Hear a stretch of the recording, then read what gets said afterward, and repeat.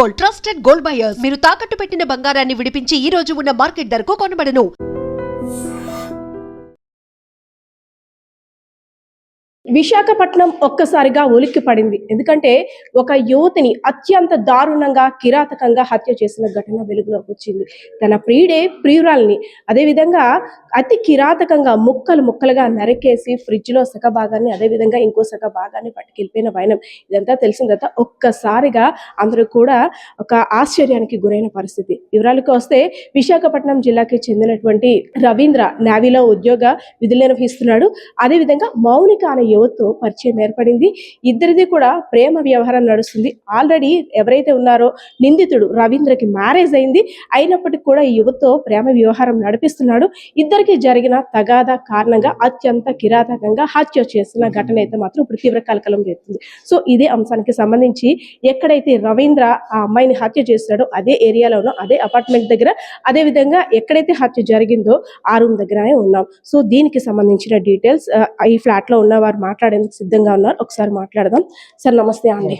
అంటే ఒక్కసారిగా ఒక ఒళ్ళు గగురుపుచ్చేటువంటి క్రైమ్ ఎక్కడో వింటాం, అలాంటిది ఇక్కడ ఇలా ఫ్రిడ్జ్ లో పెట్టేయడం పీసెస్ గా కట్ చేసేసి అనేది వినడానికి కూడా చాలా భయంకరంగా ఉంది. సో ఏంటి సార్, వీళ్ళు ఎప్పటి నుండి ఇక్కడ ఉంటున్నారు, ఏంటి వీళ్ళ హిస్టరీ ఏంటి సార్? వీళ్ళు అతని పేరు రవీంద్ర అండి.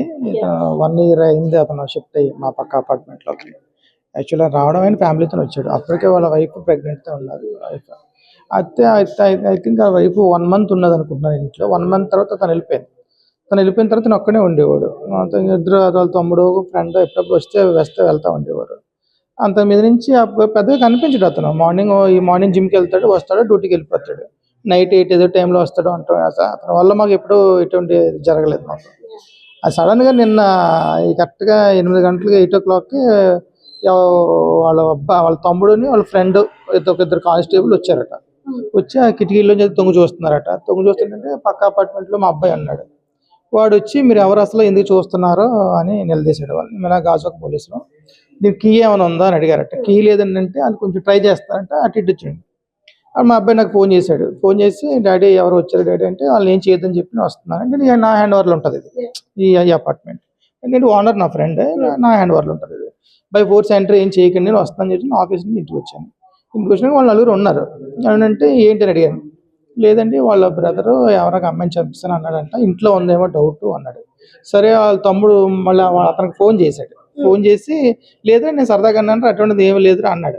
అయినా కూడా వాళ్ళ బ్రదర్కి కాన్ఫిడెంట్ ఖచ్చితంగా వాడికి తెలుసు బాడీ అందులో ఉందని చెప్పేసి సరే అని చెప్పి పగలు కొట్టకండి, కొంచెం ఎక్స్పెన్సివ్ డోర్లు కదా పగలు కొట్టకండి, ఎంతమంది నిజమో తెలియదు కదా మనకి అని కార్పెంటర్ని పిలిచి వాటి కార్పెంటర్ ఇదిగో చెత్త ఇదిగో కింద ట్రై చేశాడు. అవలా అప్పుడు ఈ పూజ గది అందులోంచి లోపలికి అతనికి వేరే కుర్రాన్ని పంపించాం. చిన్న డోర్లోంచి వెళ్ళి డోర్ ఓపెన్ చేసాం. డోర్ ఓపెన్ చేసిన తర్వాత లోపలికి వెళ్తే అంతా నీట్గా ఉంది, ఎక్దమ్ నీట్గా ఉంది. ఇట్లా స్మెల్ కూడా ఏమి లేదు, నీట్గా ఉంది. అందరూ ఊపిరి పీల్చుకున్నాం. ఓకే సరదాగానే ఉంటాడు బహుశా. అయిన పోలీసులు వచ్చారు కదా, వాళ్ళు కొంచెం అటు ఇటుగా అవి చేస్తారు కదా. ఆ కింద ఉన్న పెట్టి ఎప్పుడైతే కిందకి లాగాడో అందులో బ్లాక్ కవర్లో పార్ట్స్ దొరికాయి. ఇంకా చూసి అందరం బయటకు వచ్చాం. ఆ తర్వాత మళ్ళీ ఫారెన్సిక్ ల్యాబ్ వచ్చింది నైట్ 11:30కి. వాళ్ళు ఫ్రిడ్జ్ ఓపెన్ చేస్తే ఫ్రిడ్జ్లో కొన్ని పాటలు ఉన్నాయని, మార్నింగ్ తర్వాత హెడ్ లేదని చెప్పింది. తర్వాత అరౌండ్ 11:30కి ఎప్పుడు రవీంద్రని పోలీసులు తీసుకొచ్చారు. ఇన్వెస్టిగేషన్కి ఇక్కడికి తీసుకొచ్చారు. వాళ్ళు తీసుకొచ్చిన తర్వాత మళ్ళీ వాళ్ళకి ఏ నిజాలు చెప్పాడు. అతను తల కాల్చేసాను అనడం అవన్నీ కొంచెం చెప్పాడు. మనకు అంతవరకు తెలుసు. సార్ ఎవరైతే ఈ అమ్మాయి మౌనిక అని అదే హత్య చేయబడ్డ యువతి ఉందో గతంలో ఎప్పుడైనా చూసారా అమ్మాయిని? ఎప్పుడంటే ఒక్కసారి December 31st నైట్ మా వైఫ్ చూసానని చెప్పింది. అది కూడా ముగ్గులు వేసుకుంటుంటే బయట. అప్పుడు ఒకసారి చూసాను అమ్మాయిని. కానీ ఎంత గ్లామరస్గా ఉండదు, నార్మల్గా ఉంటుంది. మామూలుగా ఏదైతే ఫోటో చూపిస్తుందో అది మేకప్ ఫోటో కాబట్టి తను సరిగ్గా పాజిటివ్ అయిపోయింది. కానీ ఒక అమ్మాయిని అలాగే ఉంటుంది, ఒక అమ్మాయిని చూసానని చెప్పింది. సార్ వాళ్ళ ఫ్యామిలీ మెంబర్స్ ఉండేటప్పుడే వచ్చిందా ఆ టైంలో? లేదు. December 31st అంటే 3 months అవుతుంది కదా. వాళ్ళ వైఫ్ వెళ్ళిపోయి 8 months పైన అవుతుంది. 8 months పైన అవుతుంది. సార్ అంటే ఒకవేళ ఆ పెనుగులాట కానీ గొడవ కానీ జరిగే సమయంలో ఇక్కడ ఎటువంటి ఒక అరుపులు కానీ కేకలు కానీ అసలు ఏమైనా ఒక మీకు అనుమానం వచ్చేటట్టు ఆ నిమిషంలో ఏదైనా జరిగిందా? లేదు. యాక్చువల్గా నేను మా వైఫ్ బయటికి వెళ్ళాం, వేరే ఊరు వెళ్ళాం. మా అబ్బాయి కాలేజీకి వెళ్ళిపోయాడు, వాళ్ళకి ప్రాక్టికల్ ఏదో అని చెప్పి. పాప ఒక్కరితో ఉంది. తను హెడ్సెట్ పెట్టుకుని ఉంటుంది ఎక్కువ శాతం. తర్వాత ఇండస్ట్రీ పక్కన ఉండడం వల్ల మ్యాక్సిమం అందరం డోర్ క్లోజ్ చేసుకుంటాం. ఆ ధూళి గురించి. సో దానివల్ల ఎవరికి తెలియదు. పైగా వాళ్ళ ఇంట్లో ఎప్పుడు టీవీ కూడా పెట్టుకోరు, ఆ సౌండ్ కూడా మాకు వినపడదు. ఒక్కడే ఉంటాడు. వైఫ్ అండ్ హస్బెండ్ ఎలా ఉండేవారు? వాళ్ళు అన్యోన్యంగా ఉండేవారా? గొడవలు ఉండేవా? వాళ్ళు బాగానే ఉండేవారు. ఒక్క మంతే కదా ఆవిడ ఉంది. అంటే ఇంత క్రైమ్ ఆలోచనతో ఆలోచించాడు కదా, అతని ఆలోచన ముందు నుండి కూడా ఒక ర్యాష్ బిహేవియర్ గానీ అలా ఉండేది ఏమైనా? లేదు, చాలా స్మార్ట్గా ఉండేవాడు, పద్ధతిగా ఉండేవాడు. తల దించుకుని కిందకి వెళ్ళేవాడు. ఎందుకంటే వాళ్ళ పార్కింగ్ మా పార్కింగ్ పక్కనే. వాడికి 2-3 బైక్స్ ఉండేవి, చాలా ఎక్స్పెన్సివ్ బైక్లు ఉండేవి. మా అబ్బాయి అతనితో మాట్లాడతాడు ఆ బైక్ల గురించి, అంతే. అంత అదిగానే ఉండడు. చాలా మంచి వ్యక్తి. ఎవరి విషయం తలదూచడం కానీ. మేము చాలాసార్లు కింద ఫంక్షన్లకు కానీ, వినాయక చవితి ఫంక్షన్ కానీ, భోజనానికి కానీ రమ్మంటే వచ్చేవాడు కాదు. చందా ఇచ్చేసేవాడు, డొనేషన్ ఇచ్చేవాడు, కానీ ఎప్పుడూ రాలేదు. వాళ్ళ ఫ్రెండ్ ఒకసారి వచ్చాడు అంతే, ఎవరు రాజు. తెలియగానే ఒక్కసారిగా భయంకరమైన వాతావరణం అంటే ఎప్పుడు ఇలాంటిది ఈ ప్రెమిసెస్ లో గానీ, వార్తలు ఎక్కడో చూస్తారు కానీ ఈ ప్రెమిసెస్ లో ఇలాంటివి అనేది జరగలేదు.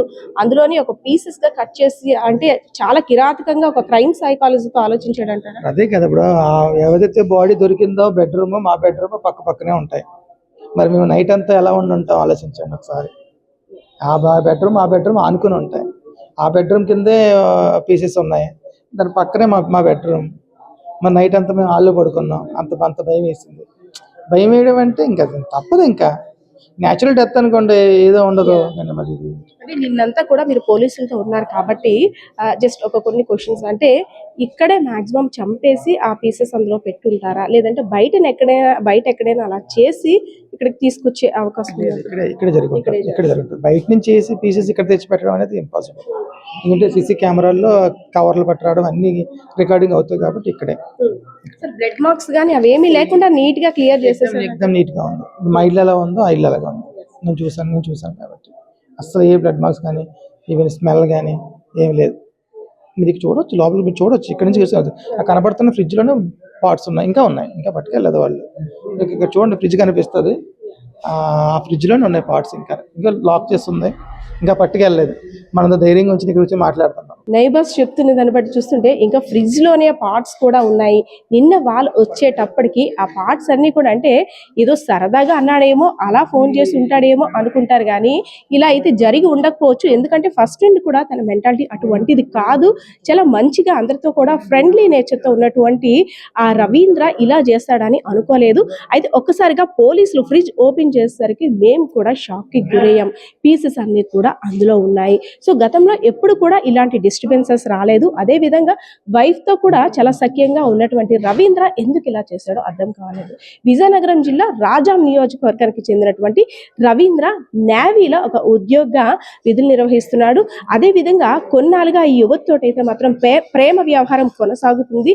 నిన్న అంటే ఇద్దరికి కూడా కాస్త వాగ్వివాదం, అదే విధంగా ఘర్షణ వాతావరణం కూడా చోటు చేసుకుంది. అందులోని ఆ పెనుగులాట్లోని ఎవరైతే ఈ రవీంద్ర ఉన్నాడో ఆయన యొక్క ఐడి కార్డు కూడా మౌనిక తీసుకోవడంతో మరింత అంటే ఉగ్ర రూపం దాల్చినటువంటి రవీంద్ర ఎలా అయినా చంపేయాలని ఆలోచనతో ఆ క్షణికావేశంలో చేసిన ఆ తప్పిదం నిజంగా ఇప్పుడైతే మాత్రం ఒక్కొక్కరిని భయభ్రాంతులకు గురి చేస్తుంది. సో దీనికి సంబంధించి మరిన్ని డీటెయిల్స్ అయితే మాత్రం పోలీసులు కూడా తెలిపే అవకాశం ఉంది. And for more videos, Please subscribe to iDream. Please subscribe to iDream. Please subscribe iDream. And please subscribe to iDream. For more videos, subscribe to iDream. please like, share and subscribe to the channel. Congratulations, iDream. Subscribe to iDream.